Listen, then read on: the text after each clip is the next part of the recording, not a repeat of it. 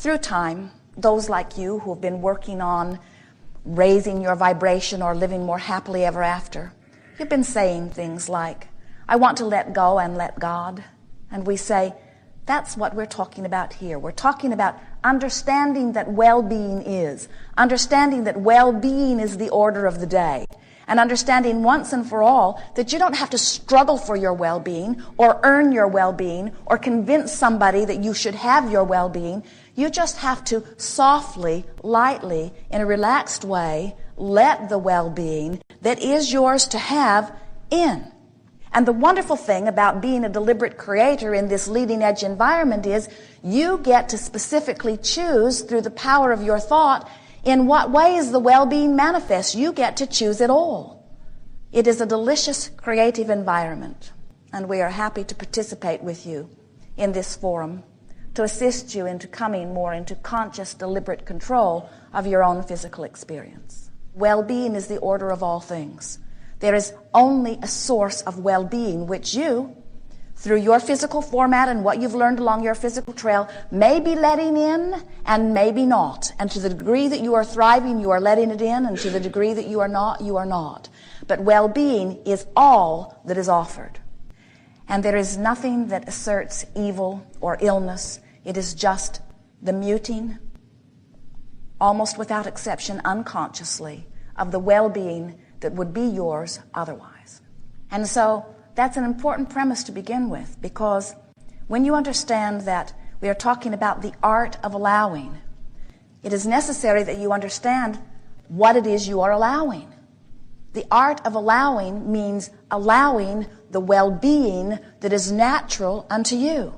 Sometimes people think that when we are talking about the art of allowing, that we mean the art of tolerating, that we mean the art of looking out into the world, finding horrible things by your standards, and then by saying, well, it's a horrible thing, but I'm going to let it slide. And that is not what allowing is at all. Allowing is becoming a vibrational match to the energy of your source, so that you once and for all, moment by moment, day by day, allow the fullness of the well-being that you so much want and deserve. Nothing is more important than that you feel good. In fact, we do not know of any desire that any of you have ever held that has been for any other reason that you believe in the achieving of it, you would feel good or that you would feel better. And so it is a wonderful thing that we are all selfishly motivated. And what that means is we can tell when we are allowing that which is best for us. When all beings are selfishly motivated and therefore are reaching for that which makes them feel best in the moment, it is not possible for your environment to do other than thrive. In fact, we have never known anyone, and we have known everyone. We have never known anyone who was in vibrational alignment with who they really are, that was then in a position that they sought to do harm to any other. That only ever comes from a disconnection, and usually a rather severe disconnection from one's own source. And so, worry not. A world of allowers is a wonderful world to experience. And whether anybody else ever figures it out or not, your world of allowing will be a wonderful world to experience.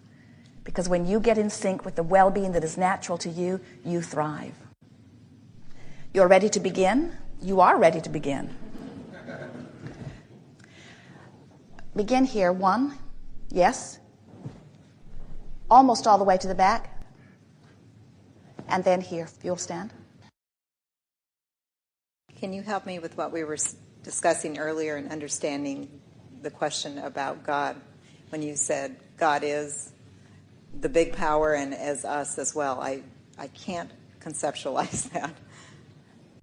Well, the most common misunderstanding that physical humans have about this subject of God is that they keep wanting to accept that they are here in their human form as inferior beings in some way, trying to catch up to something that is more superior. In other words, it's the basic premise that is flawed.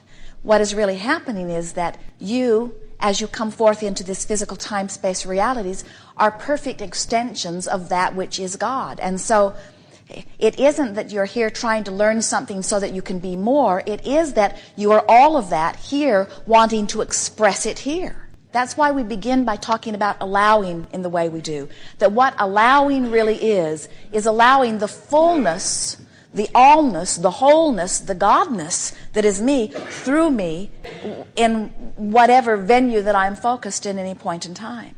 And so when you begin to accept that you are an extension of all of that, and when you individually begin to pay attention to how much of that you are allowing to flow or how much of that you are not allowing to flow, in other words, how eager do I feel? How passionate do I feel? How stable do I feel? Am I in a place of clarity or confusion? Clarity meaning open and allowing that, confusion meaning sort of pinched it off temporarily. This source is a fluid, moving source that is available in all times, in all things. And you can allow as much of it or disallow as much of it, but it is always there for your receiving. It is always being offered to you. Physical man has conjured an image of God, and it is logical that he would conjure an image of God that is very much like he is, but it is a very limited view. See, and so the way that you must view God is by getting connected and from your broader eyes seeing it. But as we talked earlier, what you see with your eyes, what you hear with your ears, or smell with your nose, or taste with your tongue, or feel with your fingertips, these are all vibrational interpretations that are about this time-space reality. And so you say, well, I want to use these time-space reality sensors, and I want to sense that which is God. And we say, well, look around, sniff around, because there is evidence of it everywhere. But where you're really going to find this God is through your emotions. In other words, it is that which you feel. And so when you feel appreciation, that is you vibrating with that which you call God. When you feel love, we like the vibration of appreciation, or the word of appreciation even better than the word love, because when you are using the word appreciation, you are usually in a closer vibrational harmony with that which is God than when you are using the word love, because love is sometimes a lackful vibration. But feel it. Begin to ask for the feeling of it, and then recognize that it goes everywhere you go. You cannot get away from it. You cannot vibrate out of the range of that which you are calling God. You can pick a frequency that hinders it or causes static, but you cannot get out of range of it. And in the moment that you withdraw your attention from this time-space reality, or meditate, and stop the vibration of resistance and allow the full vibration of who you are, you recognize that and feel that, you see. Sometimes people will say to us, Abraham, I've sort of lost my stability about what I thought was God when I started listening to you, because you speak of it so differently. Or they will say, we don't hear you talk about God. And we say, actually, we don't talk about anything else. You are extensions of that source. Sometimes people will say, well, I want to talk about the science of deliberate creation, but the people in my church or the people in my town or the people in my circle aren't ready to hear it in the weird off-the-wall way that Abraham is expressing it. In other words, this is a little too weird for all of us, and so we're just going to talk about it in our generic terms. And we say, if you leave out the connection of source, then you've left out the only thing that really matters, because that is your guidance system. In other words, your connection to source is what everything is about here in your physical existence. You could not exist if it were not for source. People say, well, I'm dead or alive, so I'm physical or non-physical. And we say, you are always non-physical, and sometimes that non-physical is focused here in the physical. But you are so much more than you see or know through your physical eyes. And so when we say that you are all extensions of God, you are all part of that which you call God, it is your hang-up with yourself that makes you then feel a diminishment of God. In other words, sometimes that's what's happened. People think, well, I thought God was better than the sum of all of us. The other thing that is a misunderstanding is that physical beings often think that whatever God is and wherever God is a sort of finished state of perfection. And that is the biggest misunderstanding, because it is an expanding, ever expanding, eternally growing, eternally expanding being. And all of you are adding to that expansion, you see. That's brought great clarity to me. Thank you very much. Yes, indeed. Yes, indeed.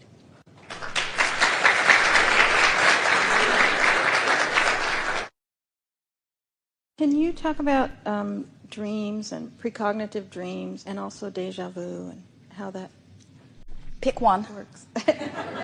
Dreams. What you think and what you feel and what manifests is always a vibrational match. What happens in your dream state is a vibrational match too. So your dreams are sort of advanced announcements of what your vibrational offering is about. Jerry awakened from a dream not too long ago, and he said to Esther as they were chatting about it over breakfast, it had just occurred to him in a stronger way than ever before that he is the creator of his dream. He said, if someone is rude to me in my dream, I have given that person that personality and I have put those rude words in their mouth. If someone is loving me in my dream, I've written those lines for them. In other words, it is from my expectation that I have created that. And so your dreamscape is a very wonderful thing. You see, sometimes as you're moving through your day-to-day experience, you're offering your thoughts all over the place, you're offering your vibration all over the place, and before you begin to practice being a little bit more deliberate about what you think, most of you are offering without realizing. In other words, you're thinking about what's on television, or you're thinking about what people are wanting to talk about around you, and you're adding to it. It would be sort of like going to a buffet and just eating anything. Somebody said, well, what would you like? And you say, I don't care, just put anything on, just fill the plate up. And so you just walk with your plate and they just slap things on and then you go over there and eat it, you see. And you don't do that with your food, and we don't encourage that you do that with your thoughts. That you think of it as a thought buffet while you choose those things to think about that you know would please you. And so what we notice as we see our physical friends moving through their time-space reality is that often they are thinking thoughts not by deliberate intent, and then they are living the manifestation of them later.